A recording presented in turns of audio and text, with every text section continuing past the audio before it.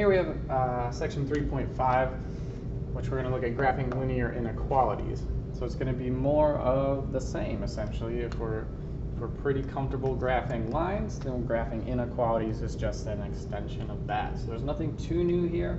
A couple of new questions you have to answer, but they're either yes or no questions or this or that questions. So I have a couple problems already put up there, just so I don't have to write them while we're going through the section. So there's 5 examples that we're going to talk about, hopefully illustrating everything you could run into. And here's kind of a list of how we're going to approach these problems. So, as always, if I'm going to want to graph a line, I would prefer it to be in y equals mx plus b form. So I say, if possible, arrange the equation like so. Right? Obviously, or maybe not obviously, this is not always the case. Right?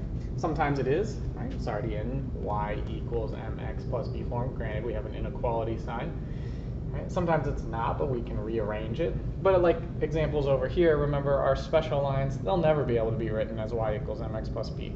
So it's not always possible, but when we can, we would prefer it to be in that form. All right, if we do that, all right, we can identify the slope and the y-intercept, use those 2 pieces of information to graph the line. I'm going to call it a boundary line in this case because it's going to create a boundary between the region that we want to shade and the region we don't want to shade. So it's called a boundary line in these instances. All right, sometimes you graph the boundary line, and we'll do that if we're equal to. We'll graph the whole line. So if it's a solid line underneath your inequality sign, it's a solid line you're going to graph. But if it's just less than or just greater than, right, remember in 2 dimensions when it was just less than, or sorry, in 1 dimension when it was just less than or just greater than, we used an open circle to plot that on a number line. In 2 dimensions, when it's just less than or just greater than, we have a whole bunch of open circles on our line saying we're not allowed to equal the line, so it's considered a dotted line. And once we have that type of line drawn in, that line is going to cut the graph into 2 halves. Right? I'm going to consider all of these graphs to have an upper half and a lower half. Right? So when we draw this line in here, notice this line would create an upper and a lower half above or below the line. Right? So if we have less than, right, think of it as the y values that I'm trying to shade are less than the line that we just drew.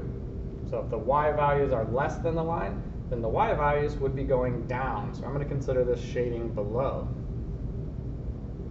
And if we have the y values are greater than, or the y values are greater than or equal to the line we just drew, then these y values are going to have to fall above the line.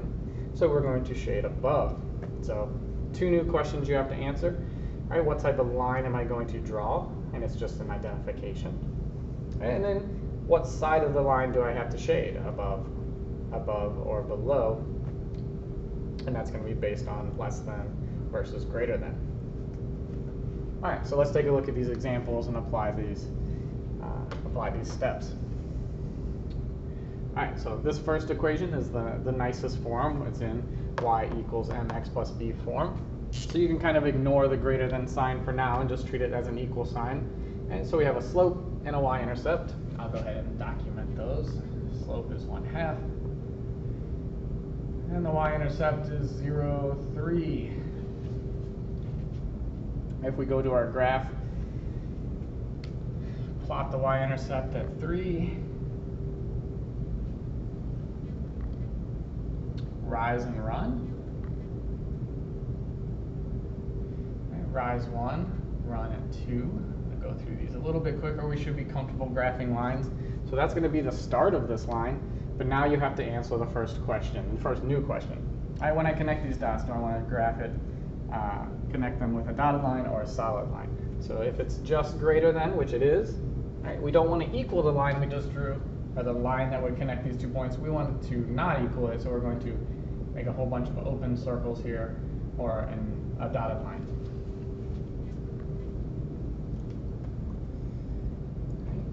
Now the second question we answer is, once we graph this line, it should cut the graph into a whole space that is noticeably below the graph and a whole space that is noticeably above the graph.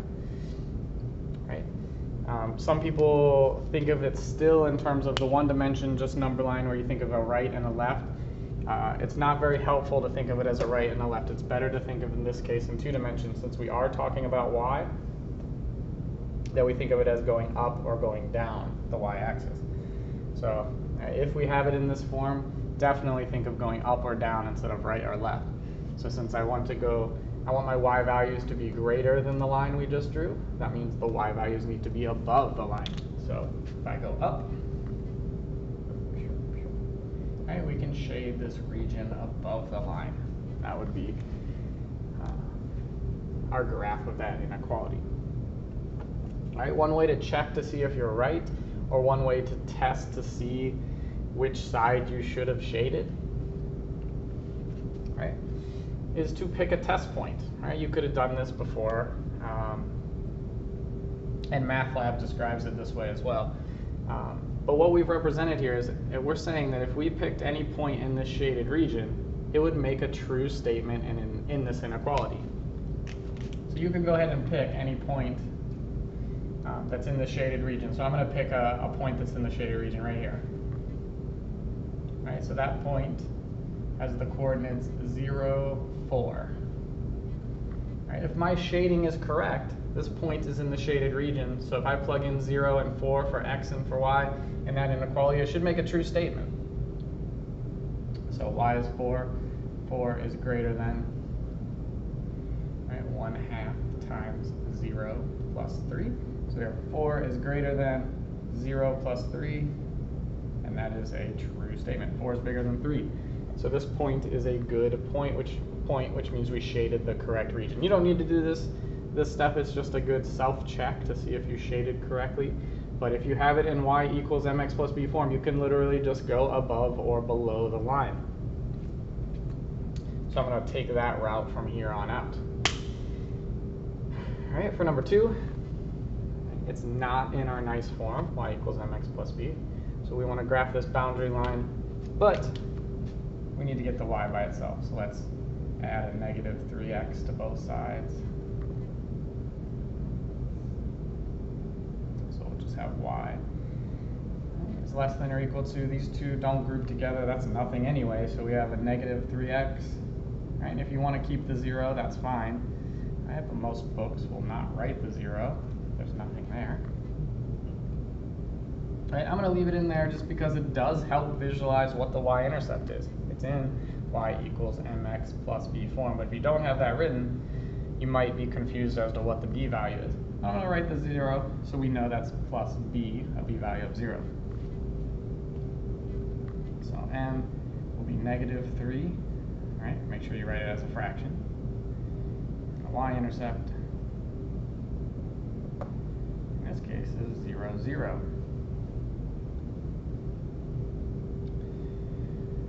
All right, so start it off at 0, 0. Rise negative 3. 1, 2, 3. Run to the right. There's our 2 points. Now ask ourselves our first question of, do I do dotted or solid? And since there is a solid line under the inequality allowing us to equal the line, we're going to graph the whole line as a solid.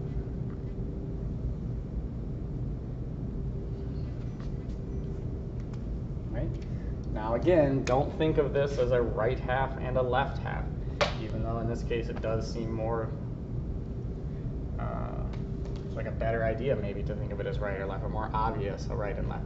I'd always try to think of it as an upper half, I'm going up when I go this direction, and a lower half, I'm going down when I go this direction. So in this case, if my y values, right, want to be less than the line we just drew, well, the only way to get those would be to travel along the line and go down. So I'm going to take this line and go down. So all of this region would need to be shaded, and that's a graph of our inequality.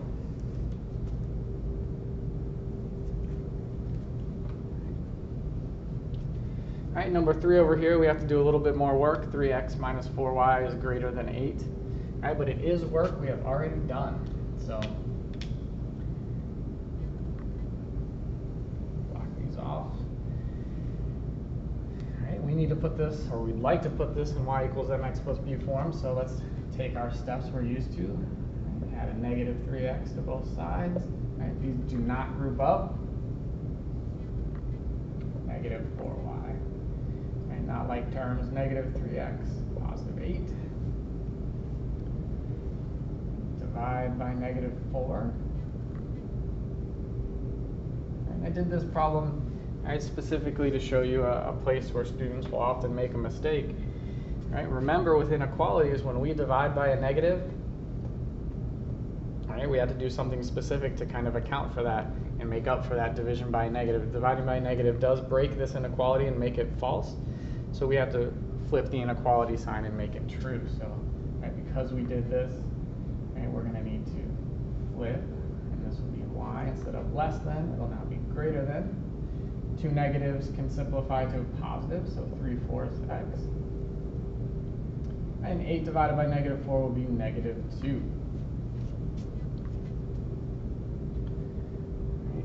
Notice it would not have mattered if this was a positive 4 and we divided by 4. Right? Remember, you don't have to change the inequality sign. Did I change the inequality? I did not change the inequality sign.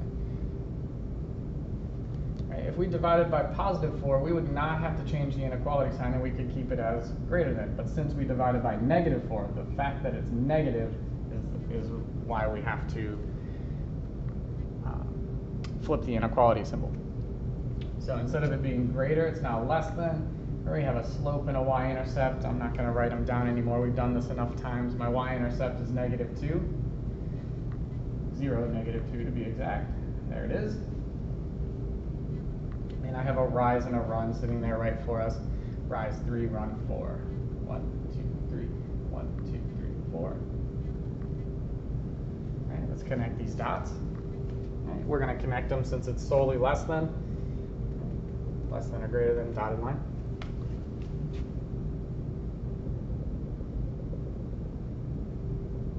Right, that dotted line breaks the plane into a lower half and an upper half. And since it is less than now, right, it doesn't matter what it was at the beginning. It matters what it is in, right, in slope-intercept form. So since it's less than, we're going to shade below.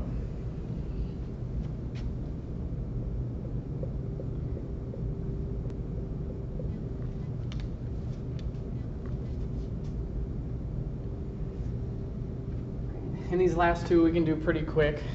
Just remember that these are never going to be written in slope-intercept form.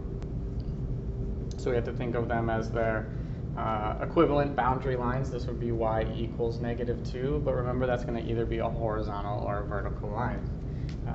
So recall, if it's y, right, we're going to go to negative 2 on the y-axis. And we're not, if it's y equals negative 2, we're not allowed to go down or up because that'll break the rule. So that means we could only travel horizontally. This is going to be a horizontal line, and it's going to be dotted as well. So this is just greater than. So we can make a dotted line across to negative 2. And it's definitively now a top and a bottom. We have to think of it this way. So since it's greater, we should shade this above.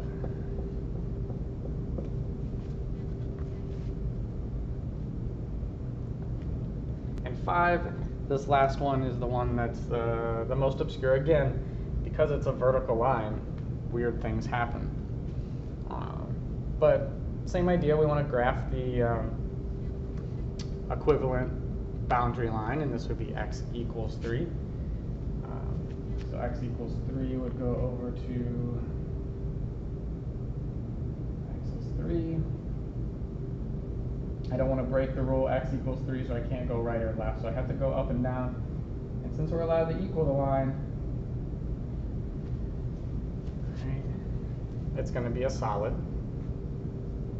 Right, and in this one instance, this is the only instance where I don't think of the graph as strictly above or strictly below. And that's because I can't. With a vertical line cuts this graph or this plane into a definitive left half and a definitive right half. Which is certainly not the same as before, but it can be explained why it's okay, because take a look, what variable are we comparing this to now? We're comparing it to x, whereas in all the other examples, in the end, we were comparing the line to our y coordinates. So now, if I'm talking about my x coordinates, it should make sense that x goes left and right. So if I want my x values to be less than the line that we just drew, Well, less than in terms of x would be the left direction. So I'm going to shade to the left. Right, this is the only instance where you think of left and right. Right? And hopefully it makes sense that we do, because we're talking about x now.